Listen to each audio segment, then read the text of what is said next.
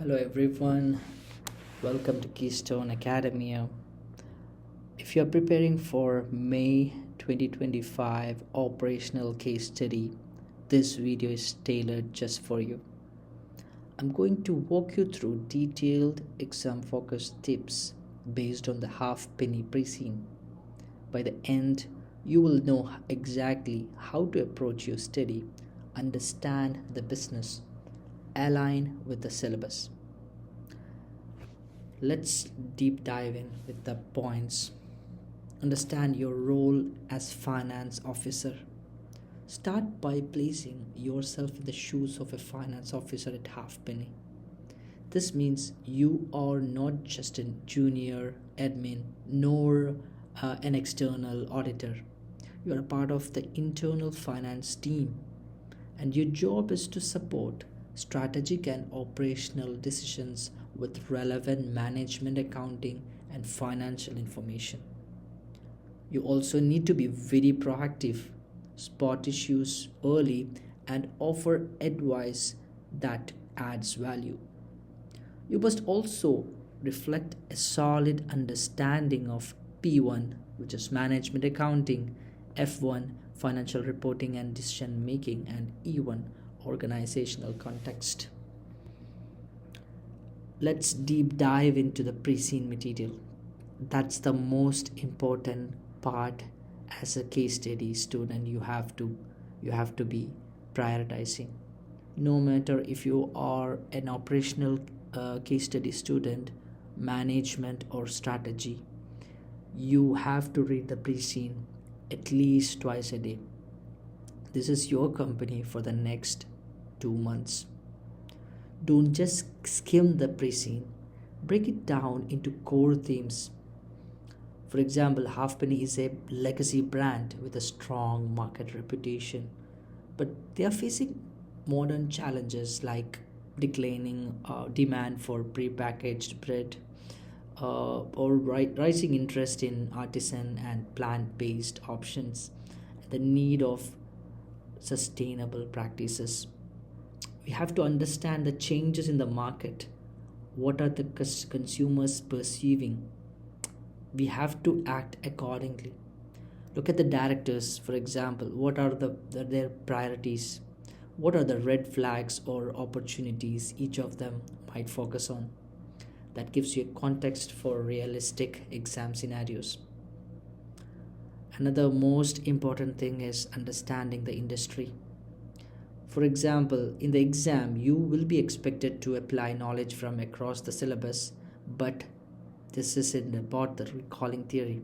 It's all about application. Application of the whole industry, whole company with regards to E1, P1, F1.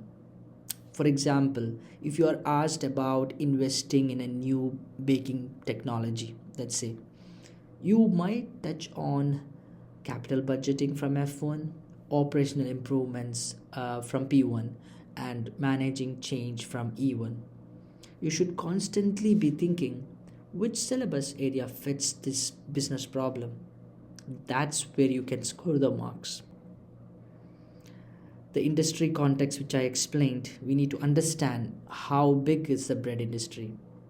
So, if you noticed in the pre-scene, the bread industry is so volatile. It's changing so fast. Consumers want healthier, fresher, and more ethically made products. That's why Halfpenny move into artisanal and plant-based product is that important point we have to consider. Think about how then trends like gluten-free, low carb, or high protein diets impacts the demand for new product lines. Your answers should show you understand the external environment. For example, these all points link closely with E1. Next part is providing strategic insights for decision making. This is a business simulation, like not a technical exam. The examiner wants to see that you can operate like a business partner. Don't just identify a variance, Explain why it matters, how it happened, and what, like for example, how these variants affect the production schedules. Will it impact the customer satisfaction? Should the board consider alternate supplier or a price revision, for example? So your recommendations should balance financial, operational, and ethical consideration. Ethics and governance, the most important key topic in throughout the operational management and strategic level. This is a very must read topic. Ethics, as I said, it's a core part of CIMA syllabus throughout the whole syllabus, and Halfpenny's case has several relevant points.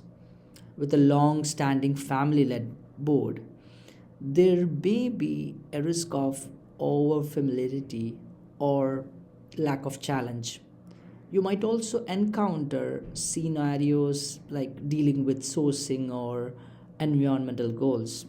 Always highlight ethical risk and propose steps to ensure transparency and integrity. Another most important thing is practice. No matter how many days you have, start practicing the mocks with the real exam scenario. You have to spend 3 hours of your time in front of your computer, type the answers, and make sure you do it at least 3 to 4 times. Mock exams are the best way to train your brain for the actual exam format. Don't just do them casually, replicate the pressure, the time constraints, and the environment. Also, I would suggest use feedback to refine your approach. The goal is to make your thinking process faster and more structured, and you will feel more familiar when you are in the real exam. Another most important part is it's a tight 3 hour exam, so you have to be very much planned with the time management can make or break your exam. Keep it simple. For a 60-mark exam, you should aim to spend 90 minutes in writing, and allocate time to each task based on its weight, and avoid over answering low mark sections. That's very important. Some of the students does this mistake, and if you run out of time, bullet points are better than nothing. Just write whatever comes to your mind in a bullet points. You might score some marks over there. And remember this: most of the students in the case study exam, they score with a short of 5 to 3 to 5 marks. So no matter what, if you don't have time, write a bullet points, whatever you comes to your mind regarding Halfpenny. It might let you help. And another thing I want to highlight here is to be that the answer should be very presentable. It will help the examiner to understand your level of knowledge, and it will also give the examiner a view that the candidate knows the stuff. Your writing needs to be examiner friendly. That's the whole idea is all about. Avoid huge blocks of text. Instead, write in short, focused paragraphs with clear points. And also start with your recommendation or conclusion, then support with reasons. This helps the marker follow your thought process and award marks more easily. Remember this: if you satisfy the examiner with the right thing he's looking for, you will score higher marks. Another thing is use technology and tools content, which is leverage tools to speed up learning. A spreadsheet can help you to visualize how costs and variance work.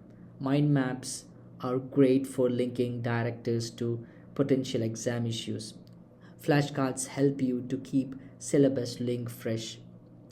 This is actually differ from people to people. Some people doesn't want to follow this strategy, but these are the strategy which will work really well.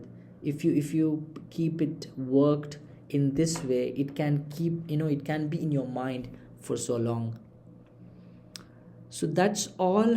To summarize, I would say you have to follow this strategy of understanding the role for sure, master the pre-scene, read at least two times a day the complete pre-scene, and apply the syllabus. Also understand the industry, strategic insights for decision making, and the most important part, focus on ethics and relevant legislation. You will surely get one question on this. Prepare information to make short term decisions, and learn to support CSFs and suggest relevant KPIs. Practice mocks, manage time, structure the response, use the tools, and stay confident. Thank you for watching.